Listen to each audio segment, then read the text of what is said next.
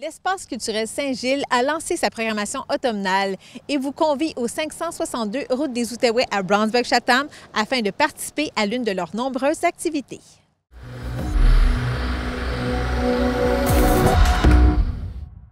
Une fois de plus, on a tenté de vous concocter une programmation diversifiée, variée, intéressante, colorée. La directrice générale de l'Espace culturel Saint-Gilles a présenté la panoplie d'événements qui prendront place à cet endroit pour une troisième année.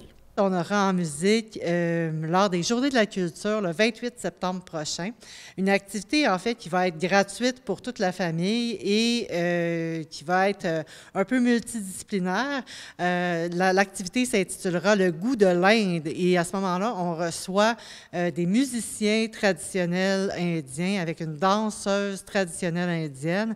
Et pendant ce récital et ce spectacle de danse, les gens pourront aussi faire une activité de henné, de dessin avec le henné, donc s'en faire, en faire, tout ça avec l'ambiance de la musique et de la danse traditionnelle indienne.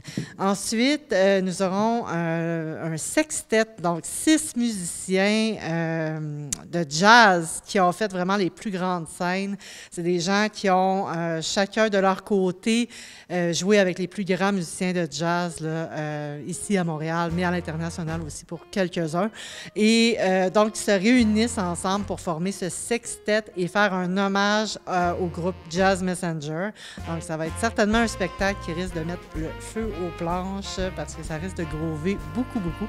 Donc, le samedi 19 octobre prochain à 20h, le RC Jazz Sextet avec les hommages au Jazz Messenger. Ensuite, nous aurons le 9 novembre à 20h le duo Cordélia, un duo qui est piano et violon. Donc, la violoniste qui est aussi une compositrice et c'est un programme qui s'appelle « De l'autre côté du miroir ». Donc, un magnifique programme qui met des œuvres à l'honneur qui sont des œuvres déjà connues du répertoire, mais aussi des compositions originales. Et c'est vraiment un très, très beau spectacle qui sera présenté à ce moment-là. Et le 30 novembre prochain, on aura l'occasion d'accueillir le trio de Carl Mayotte. Carl Mayotte qui est une révélation de Jazz Radio-Canada de 2021. Donc, un style beaucoup plus enlevant et funky, des musiciens qui sont superbes et qui sortent aussi des sentiers battus. Alors qu'on aura l'occasion d'accueillir le samedi 30 novembre à 20h.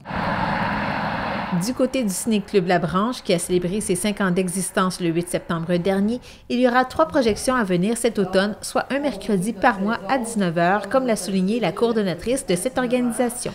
Le 25 septembre, c'est La femme cachée de Bachir Ben Sadek, récemment sorti en salle. Ce réalisateur québécois d'origine algérienne s'est inspiré d'une histoire vraie qui nous raconte l'histoire de Halima, qui, apprenant qu'elle est enceinte d'un garçon, voit remonter en elle un pan de sa vie qu'elle s'était efforcée d'oublier en venant s'installer au Québec et y fonder une famille. La comédienne Naïla Arzoun est accompagnée à l'écran par Antoine Bertrand, notre Antoine Bertrand, très touchant dans son rôle de conjoint sensible et bienveillant et de père attachant, attentif à son enfant. Le mercredi 9 octobre, on s'en va du côté de l'Angleterre. Il faut bien bouger à l'occasion. Alors, c'est le film « The Old Oak, notre pub » du réalisateur Ken Loach. En 2016, une petite ville durement frappée par les problèmes économiques voit débarquer chez elle des familles de réfugiés syriens. Alors, évidemment, tous dans la ville n'auront pas la même ouverture et ça va créer des tensions dans la communauté. Alors, on s'est dit qu'en ces temps où la question de l'immigration occupe beaucoup de place dans l'espace public au Québec, le film pouvait être une bonne occasion de réfléchir sur les notions d'accueil, de vivre ensemble, auxquelles on est tous confrontés. Le 23 octobre, on souligne la Semaine des bibliothèques publiques avec le film « Hôtel Silence ». Un film québécois que je dirais avec des notes exotiques, parce que Léa Poul, la réalisatrice qui est québécoise qui est d'origine suisse, Léopold, qui nous avait offert La Passion d'Augustine il y a quelques années. Elle a adapté ici le roman Or de l'écrivaine islandaise Audur Ava Olavsdottir, dont l'action se déroule dans un pays non nommé qui est détruit par la guerre. Alors, ça nous fait 3 horizons, en plus de l'horizon québécois dans ce film-là. Alors, portant sur ses épaules le film, Sébastien Ricard incarne à la perfection un homme en mal de vivre qui, aux côtés de ces gens qui gardent espoir dans la reconstruction de leur pays, il va retrouver peu à peu le goût de vivre. On parle ici d'une grande performance d'acteur. En tout cas, si vous n'êtes pas impressionné par cette programmation-là, je ne sais pas qu'est-ce qu'il faut qu'on fasse. La responsable des Cafés Canopée a invité la population à participer en grand nombre aux activités offertes. On commence un premier Café Canopée dans le cadre des Journées de la culture. On a toujours combiné, mais je dis toujours, dans notre petite histoire, on a toujours eu un Café Canopée dans les Journées de la culture. Et c'est lié un peu avec notre ciné-club parce que c'est le responsable, en fait, à l'Association des cinémas parallèles du Québec qui nous offre une conférence intitulée, et là, il faut que je le dise comme il faut, « Du livre au film ». Donc, il va prendre 3 livres, 3 exemples. Si je peux les voir ici, il va parler de Mon année Salinger, qui est un film de Philippe Falardeau, Mafia Inc., qui est basé sur le roman de André Noël, et puis Chien blanc, qui était l'adaptation d'un roman de Romain Gary par, une chance que c'est écrit ici, hein, Anaïs Barbeau-Lavalette, que j'adore, qui est tellement bonne comme réalisatrice. Donc là, c'est quoi les défis qui sont liés exactement à la transformation d'un livre en film? Et puis, on a déjà eu le plaisir de recevoir Éric Perron nous faire une conférence. Il est d'un perfectionnisme, alors il nous sort plein d'exemples, il nous met des images, la présentation est tellement dynamique. L'heure 45 va passer, je vous le dis, en un rien de temps, ça va être fascinant, j'en suis convaincue.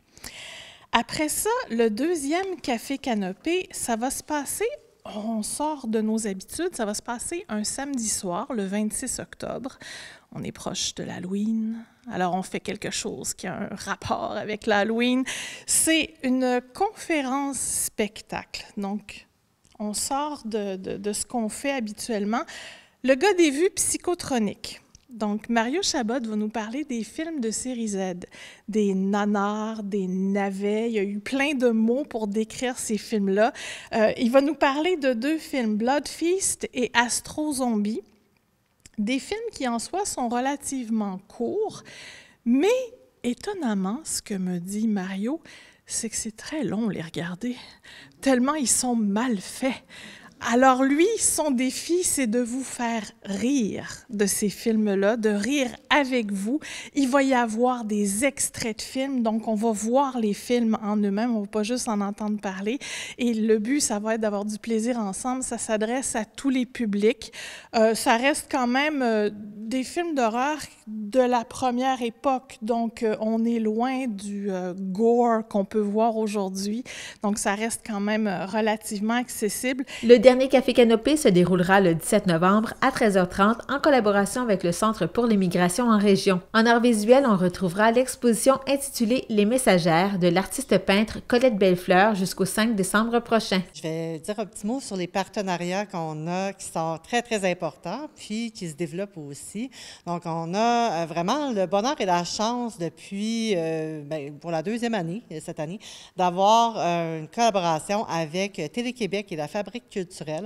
Télé-Québec qui a décidé de mettre sur pied une bourse de résidence et donc on fait un appel à candidature. Des artistes postulent et nous envoient leur candidature pour un projet de résidence de création, donc financé par Télé-Québec qui nous a choisi comme partenaire pour accueillir ces résidences d'artistes. Donc la première a eu lieu en mars dernier et cette année, c'est adjoint à ça Culture Laurentide qui est partenaire aussi de cette résidence-là.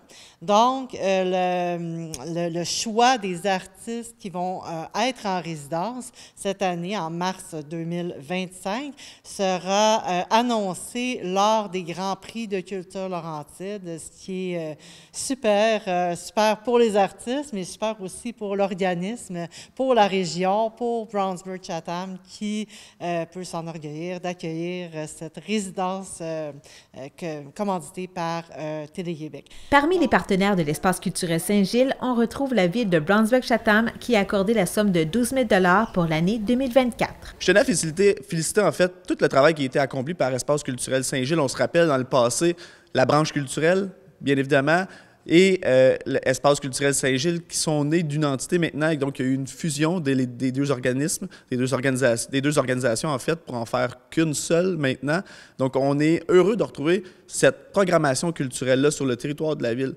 Bien sûr, une ville est forte, une ville est en santé avec les organismes, les organisations qui la composent. Donc, plus qu'on a de gens qui sont forts, plus qu'on a d'organisations qui sont fortes dans la région, bien sûr, plus que ça fait une ville qui est forte et en santé. Puis ça, il faut le répéter, c'est important de soutenir nos organisations, c'est important de soutenir nos organismes pour faire en sorte qu'ils demeurent forts. Il faut les encourager, il faut participer, il faut s'impliquer. Donc, il faut venir jusqu'aux 562 routes des Outaouais pour faire sûr que cette organisation-là ne disparaissent pas parce que les gens ont manqué d'implication, puis que par la suite, on se dise « Hey, il n'y a pas rien sur le territoire de la ville. Si on s'implique, ça reste. » La programmation complète de l'Espace culturel Saint-Gilles se trouve sur leur site Internet à espaceculturelsaintgilles.com.